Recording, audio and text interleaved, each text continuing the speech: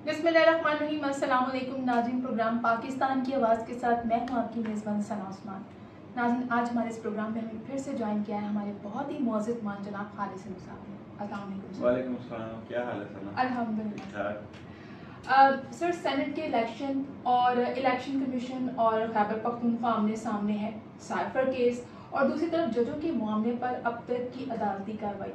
Sir, इन तमाम मामलात को आप किस नज़र से देखते हैं? अफसोस के साथ इस मौजू के ऊपर गुफ्तगू शुरू करने लगे हैं। पाकिस्तान का मसला ये नहीं था। पाकिस्तान का मसला ये था कि गरीब आदमी को रिलीफ दिया जाए।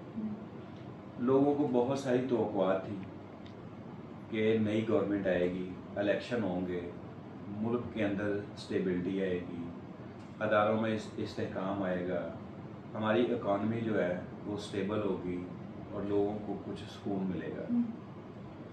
और इसी एजेंडे के ऊपर तमाम जमातों ने लोगों को अपना मंशूर पेश किया कि हम महंगाई पे काबू पाएंगे, गुर्बत को ख़त्म करेंगे, बेरोज़गारी को ख़त्म करेंगे, लोगों को रिलीफ देंगे। अब वोट लेने की बजाय वोट लेके इक़्तिदार में आके इक़्तिदार के ऐवानों में बैठ के तो रात के 12 बजे पता चलता है कि जी 10 रुपये बिजली महंगी, 15 रुपये पेट्रोल महंगा। कोई जस्टिफिकेशन नहीं है आवाम के लिए कि हम ये अगर बिजली बढ़ा रहे हैं तो क्यों बढ़ा रहे हैं, अगर हम ये पेट्रोल बढ़ा रहे हैं तो क्यों बढ़ा रहे हैं। कोई जस्टिफिकेशन नहीं है। कोई एक शख्स, हुकूमत का नुमाइंदा, हुकूमत की वजारतों में बैठे हुए वजीर, कोई उनके सेक्रेटरी एक लफ्ज़ नहीं बोलते कि हमने आज रात को जो आपके ऊपर जो बम गिराया है महंगाई का, उसकी वजह ये थी। अब लोग मायूस हो गए। इस नई गवर्नमेंट से भी लोग मायूस हो गए हैं कि ये तो हम तो ये समझते थे कि ये हमें रिलीफ देगी, हमारे मसाइल का ख़ात्मा करेगी, लेकिन इन्होंने तो आके तो बल्कि मसाइल जो हैं वो ज़्यादा बढ़ाने शुरू कर दिए हैं। फिर मसाइल के अलावा ये गैर ज़रूरी जो इक़दामात हैं, ये सारे इशूज़ हैं, नॉन इशूज़, ये आवाम के इशू नहीं हैं जिनको इन्होंने क्रिएट किया है और मुल्क के अंदर इन्होंने अदम इस्तेहकाम पैदा किया है। अब देखिए, सेनेट का इलेक्शन है, लोग कहते हैं कि जी फैसल वाडा साहब ये तो किसी जमात के मेंबर ही नहीं है, ये कैसे बन गए मेंबर, सेनेट के इलेक्शन कैसे जीत गए, मोहसिन नकवी साहब कैसे जीत गए, इन्होंने ये कैसे जीत के आ गए। अब आप देखें कि अनवारुल्लाह काकड़ साहब आ गए हैं जीत के। लोग अब सवालिया निशान हैं, ये सारे लोग सवाल कर रहे हैं कि आखिर इनको कौन सी खिदमात के सिले में, जबकि ये वो लोग हैं जो किसी जमात के साथ मुंसलिक भी नहीं है। इन सारी जमातों ने, MKM ने या मुस्लिम लीग ने या पीपल्स पार्टी ने इन लोगों को वोट क्यों दिया और इनकी क्या खिदमात थी बतौर निगरान वज़ीर आज़म, बतौर निगरान वज़ीर आला, इन लोगों की क्या खिदमात थी जिसके एवज में इनको सेनेट के इलेक्शन में इनको खड़ा किया, टिकटें दी और इनको जितवा दिया। ये सवाल है जो लोगों के जहनों के अंदर है कि आखिर कौन सी ऐसी खिदमात हैं जिनके एवज में इनको ये नवाजा गया। तो दूसरा आप देखें कि अदालती बहरान है, ये बहुत बड़ा बहरान है जिसको सुप्रीम कोर्ट ने टेक ओवर तो किया है और मुझे उम्मीद है इंशाअल्लाह ताला कि वो एक तरफ तो हमारे जो जज साहबान की शिकायत है उनको भी देखेंगे, दूसरी तरफ अदारों को भी देखेंगे और किसी ऐसी पोजीशन में लेके नहीं जाएंगे कि हमारे अदारे आपस में एक दूसरे के सामने खड़े हो जाए। तो ये अब सुप्रीम कोर्ट के ऊपर इम्तिहान है, बहुत बड़ा इम्तिहान है और मुझे उम्मीद है हमारी सुप्रीम कोर्ट इंशाअल्लाह ताला बहुत अच्छे जज हैं, वो इसको अच्छे तरीके के साथ इसके ऊपर काबू पाएंगे और अदारों की आपस में टकराव नहीं होने देंगे और अपनी अपनी जगह पे कुछ ऐसा लाया-ए-अमल बन जाएगा या बना देंगे कि आइंदा के लिए कोई भी अपने दायरे इख्तियार से बाहर ना निकले। तो सर, ये आपको क्या लगता है कि इलेक्शन कमीशन और खैबर पख्तूनख्वा का जो मामला है ये तूल पकड़ता जा रहा है, इस पे सेटलमेंट अभी तक क्यों नहीं हो पा रही है?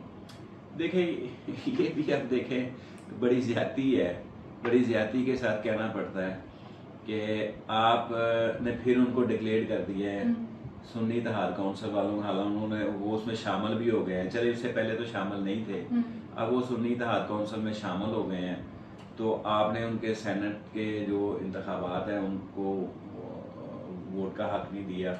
और दूसरी बात ये है कि अभी KPK में कुछ ऐसे मेंबर्स भी हैं जिन्होंने वोट नहीं लिया अभी, तो जब तक वो वोट नहीं लेते तो वो एक इलेक्टोरल कॉलेज जो है वो मुकम्मल नहीं है, और जब मुकम्मल होगा फिर उसके बाद सेनेट का इलेक्शन होगा और चेयरमैन और डिप्टी चेयरमैन का इलेक्शन, तब तक वो नहीं हो सकता जब तक वो इलेक्टोरल कॉलेज जो है ना वो मुकम्मल नहीं हो सकता। ये सारी की सारी पेचीदगियाँ खुद अपनी पैदा की हुई हैं, खुद क्रिएट की हैं, और लोग कंफ्यूज है, मुल्क कंफ्यूज है, अदारे कंफ्यूज है, लोग कहते हैं कि ये क्या हो रहा है। एग्जैक्टली पॉइंट उठाया जा रहा है ना। हाँ, इनको बंद करना चाहिए। अब लोग समझते हैं कि ये तमाशा है, जानबूझ के तमाशा लगाया जा रहा है और लोगों को डिस्टर्ब किया जा रहा है, लोगों की मसाइल की बजाय, हल करने की बजाय उनको दीगर इस तरह के मसाइल के अंदर उलझाया जा रहा है। देखिए हमारी अदालतें ऑक्यूपाइड हैं, हमारे अदारे मफलूज हो चुके हैं, काम नहीं कर रहे, और लोग ज़हनी तौर पे मसाइल का शिकार है कि हम जाएं तो जाएं कहाँ, करें तो क्या करें। सामने देखते हैं जो कहते हैं कि इस चीज़ की तो कानून इजाज़त नहीं देता, इस चीज़ की तो आइन के अंदर नहीं है, ये लोग जो मुंतखब होके आ रहे हैं क्यों हो आ रहे हैं, कैसे आ रहे हैं, इनको कौन करवा रहा है, ये बहुत सारे सवाल हैं जो लोगों के जहनों में हैं, और मेरा ख्याल है कि हमें इन सवालों से निकलना चाहिए। हमें अपनी अपनी पोजीशन पे ना वापस जाना चाहिए ताकि लोग समझे कि हाँ यार हम अपना ना अब पोजीशन अपनी अपनी जगह पे हम जा रहे हैं वापस, अदारे भी अपनी अपनी पोजीशन पे जा रहे हैं, अवाम भी जा रहे हैं, और अवाम को रिलीफ इसी तरह से मिलेगा। अगर हम उलझते रहे, एक दूसरे को उलझाते रहे, मसाइल नहीं हल होंगे, बढ़ते जाएंगे। सर ये जो जजों का केस का मामला आया, खतूत का मामला है, इसमें ख़ास तौर पे ये बताया गया कि सियासी तौर पर मदाखलत हुई है, तो इस मदाखलत के ज़ुमरे में साइफर का केस भी आता है, तो आपको लगता है कि ये इससे रिलेटेड है और इस केस में खान साहब को कुछ रिलीफ मिलेगा? देखिए इसका एक ही हल है, हमें बैठना पड़ेगा, एक टेबल पे बैठना पड़ेगा, हमें अपने आप को रिव्यू करना पड़ेगा कि मैंने कहाँ गलती की है, आपने कहाँ गलती की है, हम उस गलती को माने, पीछे जाएं और अपने सामने मुल्क को रखें, मुल्क की अवाम को रखें, उनके मसाइल को देखें, और हम अपनी अपनी जगह पे वापस जाएं और मुल्क के लिए आगे बढ़ें। जब तक हम कंबाइन होके हम आगे नहीं बढ़ेंगे तो मसाइल किसी तरह का भी ख़त्म नहीं होगा, बढ़ते जाएंगे। इसका भी यही हाल है कि हम टेबल टॉक करें, बैठे एक दूसरे के साथ और मुल्क को आगे लेके बढ़े।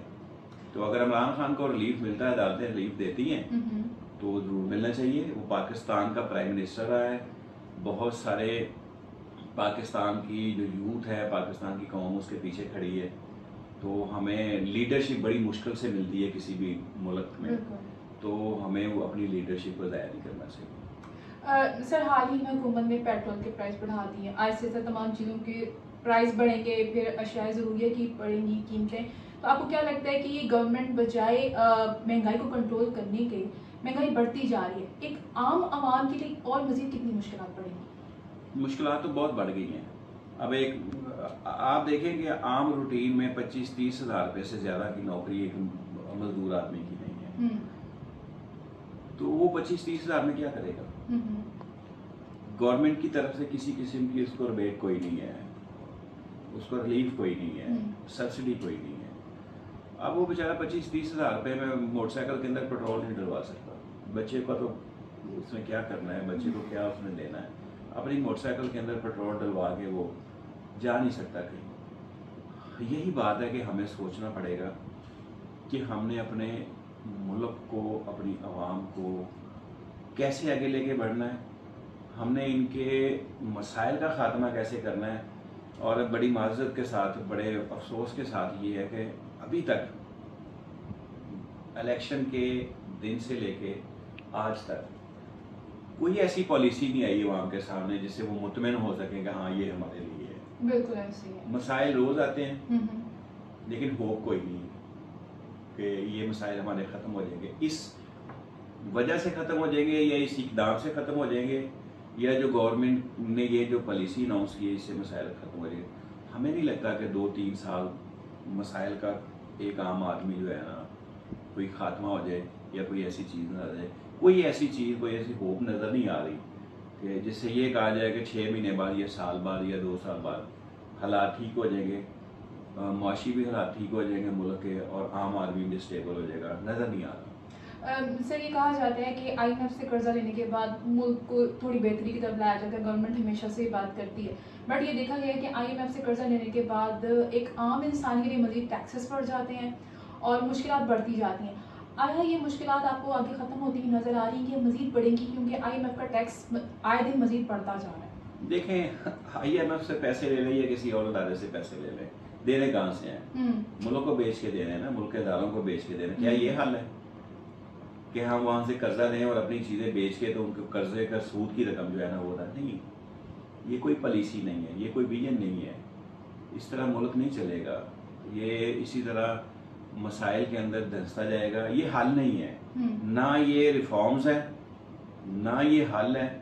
हल यही है कि हम अपने अखराजात, हुकूमती लेवल के जो अखराजात है, हमारी ये जो बहुत बड़ी जफर मौज है, ये पार्लियामेंट के अंदर बैठे हुए, सेनेट के अंदर बैठे हुए, इनको पेट्रोल, इनको गाड़ियाँ, इनकी तनख्वाहें, इनके अलाउंस, इनकी मराद, इनके हवाई जहाज़ों के टिकट है, और इनकी आगे फिर जिस तरह से इंटरटेनमेंट पे खर्चे होते हैं इनके, वो बोझ है, वो मुल्क के ऊपर, कौम के ऊपर बोझ है।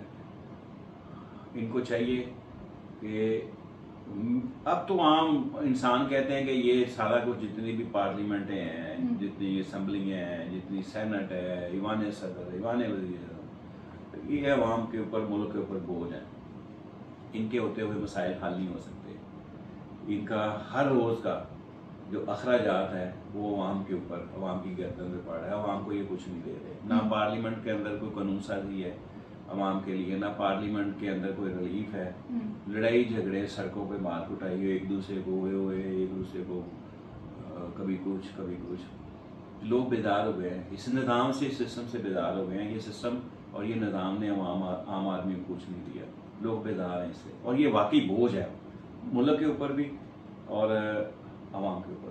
तो सर आपका कहने का मतलब है कि एक इसका वाहिद हल टेबल टॉक है कि टेबल पे बैठ के इन तमाम लोगों को एक बात करनी चाहिए और मुल्क को एक राह पे गामजन करना चाहिए जहाँ पे तरक्की हो सके। देखें सना, पता है बात क्या है?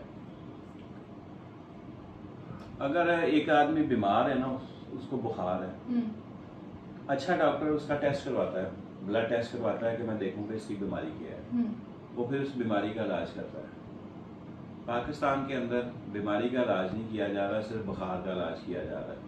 बुखार कोई बीमारी नहीं है, बुखार अलामत है किसी अंदरूनी बीमारी की। जब तक आप अंदरूनी बीमारी का इलाज नहीं करेंगे, बुखार तो ठीक नहीं होगा। ये अंदरूनी बीमारी को ठीक करने की बजाय सिर्फ बुखार को ठीक करें। ये IMF वाला फार्मूला भी सिर्फ बुखार ठीक करने वाला है, मर्ज ठीक करने वाला नहीं है।